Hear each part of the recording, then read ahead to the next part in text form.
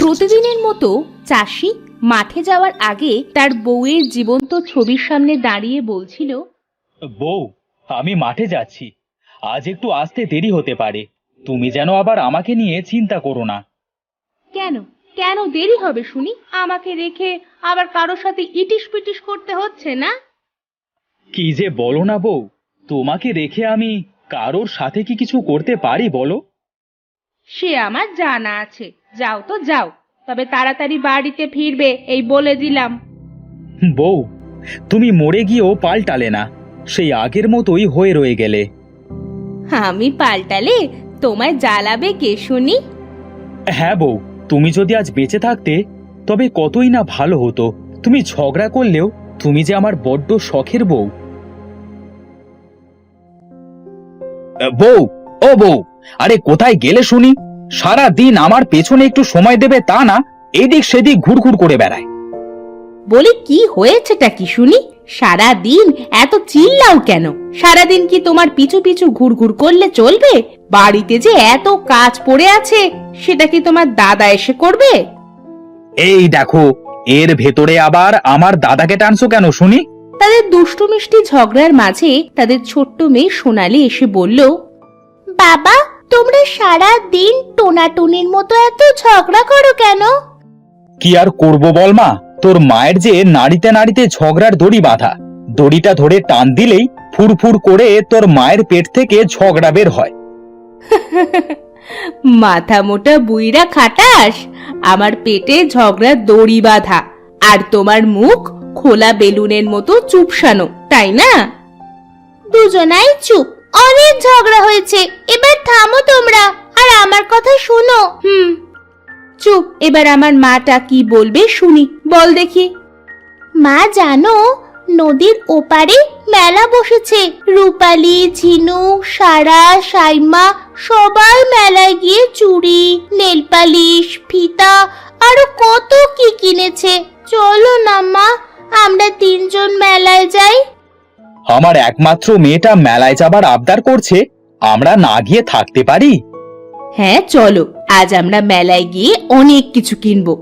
সোনালীর বাবা মা মেলায় যাওয়ার জন্য রাজি হওয়ায় সোনালী তো খুব খুশি হয়। তারা তিনজন একসাথে মেলায় যায়।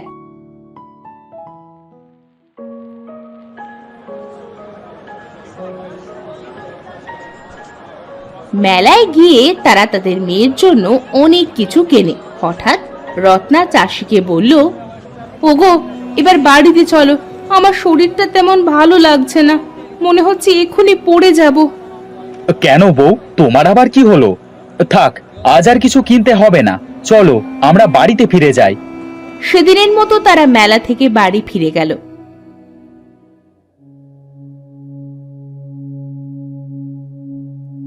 বাড়ি ফিরেই রত্না মাথা ঘুরে নিচে পড়ে গেল। চাষি তার বউকে এভাবে পড়ে যেতে দেখে খুব ভয় পেল। বউ ওঠো, কি হলো তোমার? বউ, আরে ওঠো বউ। মা, ও মা, তোমার হঠাৎ কি হলো? বাবা, মাকে ঘরে নিয়ে চলো। চাষি তার বউকে সুস্থ করার জন্য অনেক চিকিৎসা করালো, কিন্তু কোনো মতেই চাষির বউ সুস্থ হচ্ছিল না। কয়েকদিন পরে চাষির বউ চাষিকে বলল, ওগো, আমি মনে হয় আর বাঁচবো না, আমার সময় মনে হয় শেষ হয়ে আসছে। না বউ, তোমার কিচ্ছু হবে না, আমি তোমাকে ভালো ডাক্তার দেখাবো, তুমি আবার সুস্থ হয়ে যাবে। আমার যদি কিছু হয় তাহলে আমার মেয়েটাকে ভালোভাবে দেখে রেখো। চাষির বউ কথা বলতে বলতে মারা গেল। চাষি ও তার মেয়ে সোনালী তো খুব ভেঙে পড়ল। কয়েকদিন পরে সোনালী তার বাবাকে বলল, বাবা, মা তো মারা গেল, বেশ কিছুদিন হলো। এভাবে আর মন খারাপ করে না থেকে এবার মাঠে যাও, অবহেলায় তো ক্ষেতের সব ফসল নষ্ট হয়ে যাবে। বাবা। হ্যাঁ মা, আমিও ভেবেছি কাল থেকে মাঠে যাব। তোর মা মারা যাবার পরে বাড়িটা বড্ড ফাঁকা লাগে রে। হ্যাঁ বাবা, আমার তো বাড়িতে একটুও ভালো লাগে না। হ্যাঁ রে মা, তোর মায়ের ঝগড়ার কথা খুব মনে পড়ে। তোর মা সারা জীবন ঝগড়া করুক, তারপরেও যদি আবার ফিরে আসতো। মরা মানুষ কি কখনো ফিরে আসে বাবা? যাও, এখন রাত হয়েছে, ঘুমিয়ে পড়ো। মাকে নিয়ে আর চিন্তা করো না।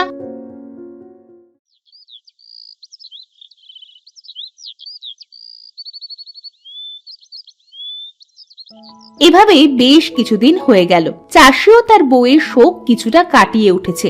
একদিন সে মাঠ থেকে ফেরার সময় মাটিতে চোট খেয়ে পড়ে যায়। উফ, পাটায় বড্ড লাগলো। কিসে যে এমন হোঁচট খেলাম। চাষি চারিদিকে তাকিয়ে দেখলো মাটির নিচে একটা ফ্রেমে চোট লেগেছে। ফ্রেমটা সোনার মতো চিকচিক করায় চাষি মাটি থেকে সেটা বের করে হাতে নিয়ে বলল, এটা তো দেখতে ফ্রেমের মতো, তবে এটা সোনার মতো চিকচিক করছে কেন? হয়তো পিতলের হবে। নিয়ে যাই, মেয়েটা এটা নিয়ে খেলতে পারবে। চাষি ফ্রেমটা নিয়ে বাড়ি গেল।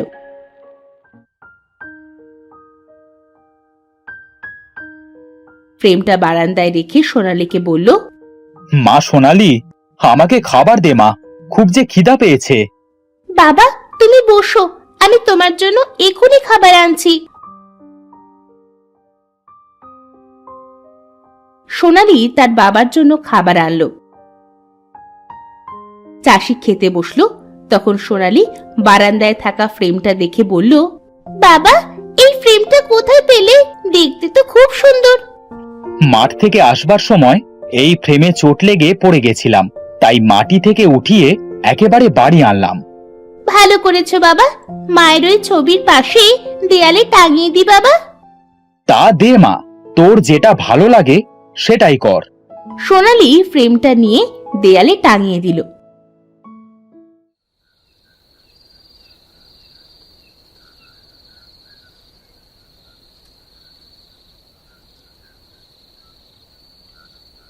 সেদিন রাতে তারা বাবা মেয়ে ঘুমিয়ে পড়ল। হঠাৎ রাতে কারো গুনগুন কান্নার আওয়াজে সোনালীর ঘুম ভেঙে গেল। সে বিছানা থেকে উঠে চারিপাশ খুঁজতে লাগলো, কে এমন গুনগুন করে কাঁদছে। এত রাতে কে কাঁদছে এভাবে? কোথাও তো খুঁজেও পাচ্ছি না। একবার বাইরে গিয়ে দেখি, কিন্তু এত রাতে বাইরে যাওয়া কি ঠিক হবে নাকি? না, গিয়েই দেখি। সোনালী বাইরে এসে দেখে তার বাবার পাওয়া সেই ফ্রেমটা দিয়ে চারিদিকে উজ্জ্বল আলো রশ্মি ছড়িয়ে পড়েছে, আর সেখান থেকে গুনগুন আওয়াজে কেউ যেন কাঁদছে। সোনালী তো ভয় পেয়ে দৌড়ে ঘরে গেল। ঘরে গিয়ে তার বাবাকে বলল, বাবা বাবা ওঠো তাড়াতাড়ি, বাইরে চলো, ওঠো বাবা, ও বাবা চোখ খোলো। কি রে মা, এত রাতে এভাবে ডাকছিস কেন? বাইরে যাবি নাকি? না বাবা, তুমি যে ফ্রেমটা এনেছিলে সেটা থেকে কে যেন কাঁদছে। চলো বাবা গিয়ে দেখো ফ্রেম থেকে কিভাবে আলো জ্বলছে। তারা দুজন বাইরে এসে দেখে ফ্রেমটি তখনও কাঁদছে। হ্যাঁ, এত আলো, আর এই ফ্রেমের ভেতর থেকে কেই বা কাঁদছে? কেউ যদি ফ্রেমের ভেতরে থাকো তবে দয়া করে বাইরে বেরিয়ে এসো। আমি যুগ যুগান্তর ধরে এই ফ্রেমের ভেতরে বন্দি আছি, কেউ আমাকে মুক্ত করতে আসেনি। কিন্তু তুমি কে, আর কেনই বা এই ফ্রেমে বন্দি আছো? আমি একটা জাদুকরী আত্মা। আমি তোমাদের এই দুনিয়ায় ঘুরতে এসেছিলাম। এই ফ্রেমটা আমার খুব পছন্দ হয়েছিল। এর ভেতরে ঢুকে আমি আর বের হতে পারিনি, তাই এতদিন এই ফ্রেমেই বন্দি ছিলাম। আত্মা, দয়া করে আমাদের কোনো ক্ষতি করো না। আমি তোমাদের কিছুই বলবো না, তোমরা আমাকে এই ফ্রেম থেকে মুক্ত করো, আমি আমার দুনিয়ায় ফিরে যাই। কিন্তু আমরা তোমাকে কিভাবে মুক্ত করব? ফ্রেমের ঢাকনাটা খুলে দিলেই আমি মুক্ত হয়ে যাব। আচ্ছা, আমি তোমাকে এক্ষুনি মুক্ত করে দিচ্ছি। চাষি গিয়ে ফ্রেমের ঢাকনাটা খুলে দেওয়ার সাথে সাথেই বন্দি আত্মাটা বেরিয়ে এলো। এতদিন পরে আত্মাটি মুক্তি পেয়ে খুব খুশি হলো। সে খুশি হয়ে চাষিকে বলল, আজ আমি খুব খুশি। জানো, আজ কত বছর পরে আমি মুক্ত বাতাসে শ্বাস নিচ্ছি। আজ আমার এই খুশির দিনে তোমাদের যে কোনো একটা ইচ্ছে আমি পূর্ণ করব। বলো তোমরা কি চাও? আমার তো তেমন কিছুই চাইবার নেই, তবে তুমি যদি আমার এই বউটাকে আবার ফিরিয়ে দিতে পারো তবে আমি খুব খুশি হব। মরা মানুষ তো আর ফিরে আসতে পারে না, তাই তোমার বউকেও আমি ফিরিয়ে দিতে পারবো না। তবে তোমার বউকে এর ভেতরে জীবন্ত করে দিতে পারি। মানে আমি ঠিক তোমার কথা বুঝলাম না। মানে তোমার বউ এই ছবির ভেতর থেকে সব দেখতে পাবে, শুনতে পাবে, এমনকি তোমাদের সাথেও সরাসরি কথা বলতে পারবে। ওমা, তাই নাকি? বাবা, তাহলে তো আমি আমার মাকে আবার ফিরে পাবো। হ্যাঁ মেয়ে। আত্মাটি এ কথা বলে ছবির ভেতরে চাষির বউকে জীবন্ত করে দিয়ে তাদের কাছ থেকে বিদায় নিয়ে চলে গেল। আর এদিকে চাষির বউ ছবি থেকে বলল, কি গো, আমায় আবার জাগালো কে? বউ, তুমি সত্যি কথা বলছো? তোমাকে তো ওই ভালো আত্মাটি জাগিয়েছে। চাষি তখন তার বউকে সব বলল। সব শুনে চাষির বউ বলল, খুব ভালো হয়েছে।